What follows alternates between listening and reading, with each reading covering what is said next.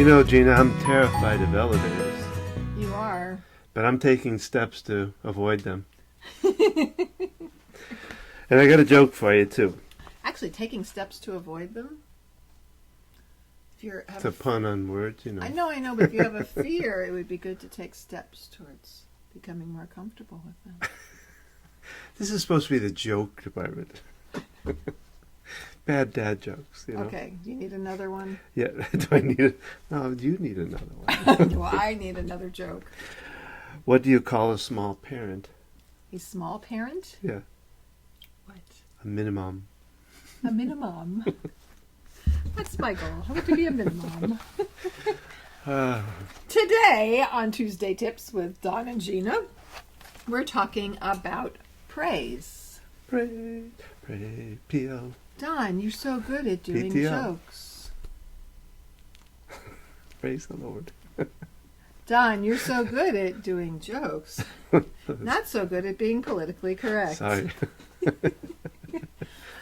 So what happens when we praise people with evaluating words like good and bad? Well, it has a lot of backlash to it.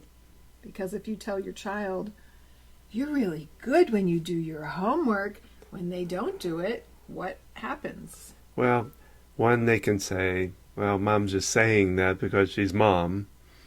Or they can then start beating themselves up When they don't do it. when they don't do And it. it doesn't mean we say to them that they're bad, but that gets implied. Yeah, and they take it that way. And it can also be something they have to live up to. If you're constantly evaluating them, I better do this right to be good to my mom, rather than having the internal intrinsic motivation to do things. And this quote comes from How to Talk So Kids Will Listen and Listen So Kids Will Talk By Adele Faber. and Elaine Maslish, which is the book that is used for the program we facilitate on building communication skills for parents. And these communication skills and things like praise apply across any relationship, whether it's a That's boss, true. employee relationship, Good job, you know. whether it's friend to friend, adult parent, adult child.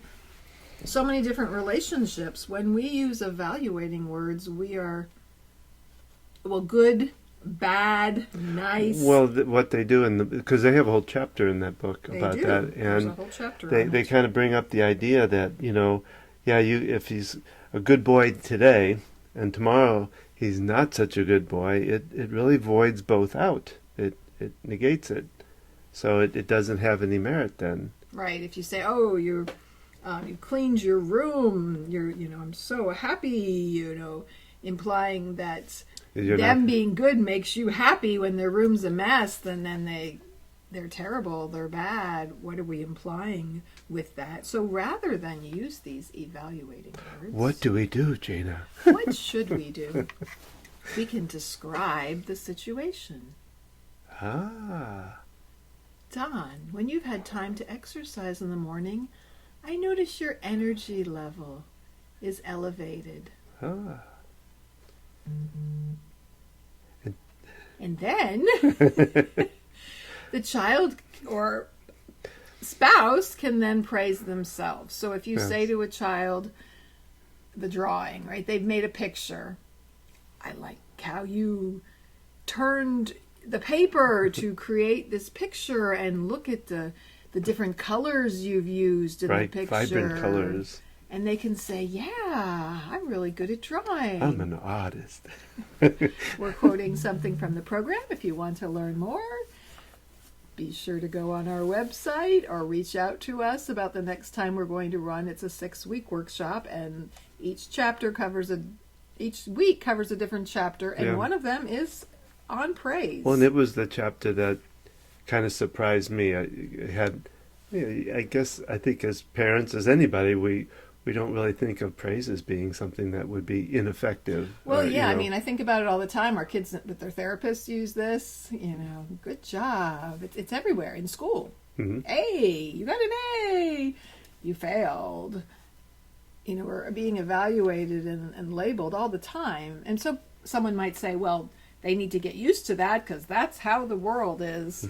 Yeah, but Yet, you can change the world. as parents, people influencing children, we want to facilitate their ability to trust their own judgment and not be seeking out approval for other people. Because when we evaluate kids and label them with good and bad, we are setting up a situation where they're looking to others For approval. for approval. And Yeah. we wonder why kids peer pressure and they, go down the path following a kid who's doing drugs or what have you. They're seeking approval from other people because we've set this up as how our world functions. Yeah. And so I invite you to rethink that. Because when you describe what's going on, and this describing skill is used, you walk in a room and your kids are fighting. I see two kids who both want the same toy, and I see them hurting each other because of it. You're describing the situation. Versus putting it on them. And you can use that intensity. If you walk in a room and your kids are fighting, you can't just go there, I see that you're fighting over your toy. They're not right. But you walk in and you say that with a voice where they can be heard. And then you describe how you'd like it to be differently. And so the same thing, I see that you have picked up your clothes in your room and hung them in your closet. And I see that you have more room and you've started an art project and now you have the space to do that. Well, it gives them motivation to want to do it in a way. Whereas before, if you're doing a good job, they know that they maybe didn't do as good a job as they wanted to do. It doesn't feel authentic. And so it kind of knocks them down a little bit, and so it doesn't make it that they want to try to do it. Or they can just constantly be seeking that, I got to clean my room so mom will notice me and mom will like me better, and I got to be the good kid so I get accepted, and then you're 53 years old and you're still trying to be the good kid and get accepted. But when you can do that, the kid can go like, wow, I really did do that. Yeah, and they get that own internal sense. Think about yourself and when you're seeking approval from others versus when you do something and you feel that sense of accomplishment. There's so much more power when it's a self-confidence thing. Yep. There's so much we could talk about with this. Yeah, there's a lot to it. And that's why it's a whole chapter in a book. But try it. Just try describing. And the first time it may not work as well as you want, or it may not go as well. Just keep trying. And remember to keep your sarcasm in check. Yes. So there's a difference in the way I describe I just have to tape my mouth shut. The room being cleaned up with, I see that your clothes are put away. Wow. Now I won't be tripping over myself when I walk in your room and breaking my leg, so I won't have to go to the hospital. Guilt and lay it all out. So we need to keep that in check. And it really needs to be genuine. And when you start using new skills like this, you have to practice it. Because it doesn't sound genuine, especially if you have older kids. They're going to look at you like, what the hell are you saying? Why are you trying to manipulate me? Yeah, so you have to always... The class is all about practicing it and getting into new habits. Yeah. And we've seen some really neat stories around that. And you can say to your kids, I'm trying to do things differently, especially with an older kid. I realize when I say things like good and bad that's really putting a label on you, and I don't want to do that anymore. A teenager, they can grasp that, and they can appreciate that. And you have to shape it to their language too.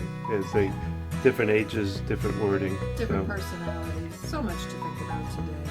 Well, that's our Tuesday tip for today. We hope that has helped, and we hope you'll remember to do these practices. Try it out. See what happens. And remember, how you speak to your children shapes their future.